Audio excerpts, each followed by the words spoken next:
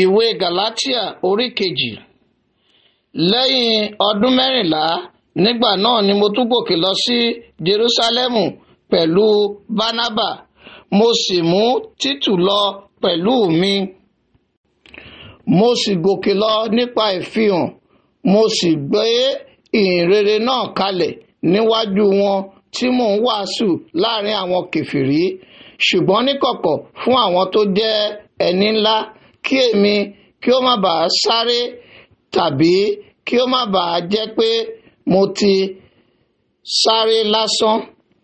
Ṣùgbọ́n a kò fi agbára mú Títù tí ó wà pẹ̀lú mi, ẹni tí í ṣe ará Hélènì, láti kọlà, àti nítorí àwọn èké arákùnrin tí à ń yọ́ mú wọ inú wa wá, àwọn ẹni tí ó yọ́ wá iṣẹ́ àmì láti rí òmìnira wa tí àwa ní nínú Kristi Jésù, kí wọn kí ó lè mú wa wá sínú ìdè. Àwọn ẹni tí àwa kò fi àyè fún bá ó darí kìí ṣe fún wákàtí kan, kí òtítọ́ ìhìnrere kí ó lè máa wà títí pẹ̀lú yín.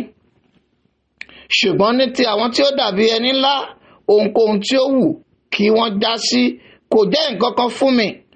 Ọlọ́run kò ṣe ojúṣàájú ẹnikẹ́ni, àní àwọn tí ó dàbí ẹni ńlá kò kọ́ mi ní nǹkan kan.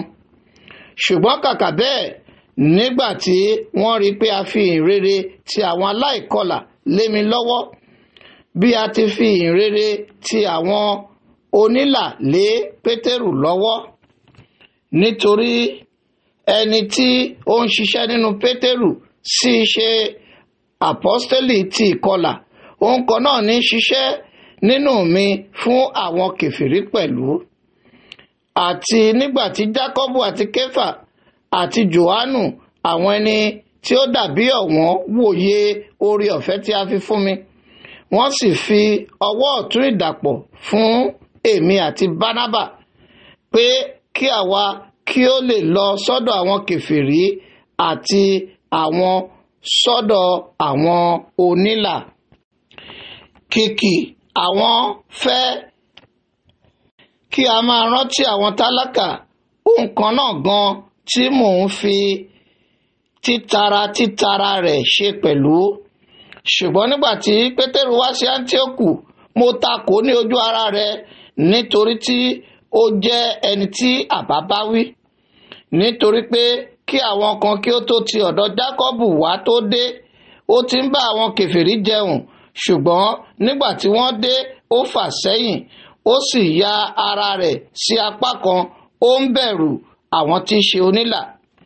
Àwọn Júù tí ó kù sì jùmọ̀ ṣe àgàbàgebè bẹ́ẹ̀ gẹ́gẹ́ pẹ̀lú rẹ̀, tó bẹ́ẹ̀ tí wọ́n sì fi àgàbàgebè wọn fa Bánábà tìkálára rẹ̀ lọ.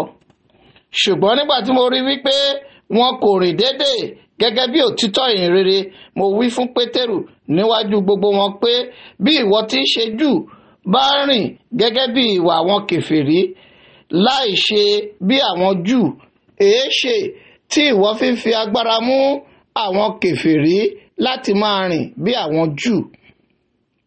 Àwa tí í ṣe Júù nípa ẹ̀dá, tí kìí ṣe ẹlẹ́ṣẹ̀ sí àwọn kèfèrí, tí a mọ̀ pé a kò dá ẹnikẹ́ni láre nípa iṣẹ́ òfin bí kò ṣe ìgbàgbọ́ nínú Jésù Kristi. Àní àwa náà gba Jésù Kristi gbọ́ kí a bá lè dá wa láre nípa ìgbàgbọ́ ti Kristi, tí kìí ṣe nípa iṣẹ́ òfin, nítorí pé ní ti iṣẹ́ òfin kò sí ènìyàn kan tí a ó dá láre. Ṣùgbọ́n nígbà tí àwa bá ń wá ọ̀nà láti rí ìdáláre nípa Kristi, bí a bá sì rí àwa tìkálára wa lé ẹlẹ́ṣẹ̀, ǹjẹ́ Kristi à ń ṣe ìránṣẹ́ ẹ̀ṣẹ̀ bí? Kí a má rí. Nítorí pé bí mo bá tún gbé ohun ọ̀nì tí mo ti wó palẹ̀ ró, mo fi ara mi hàn bí arúfin.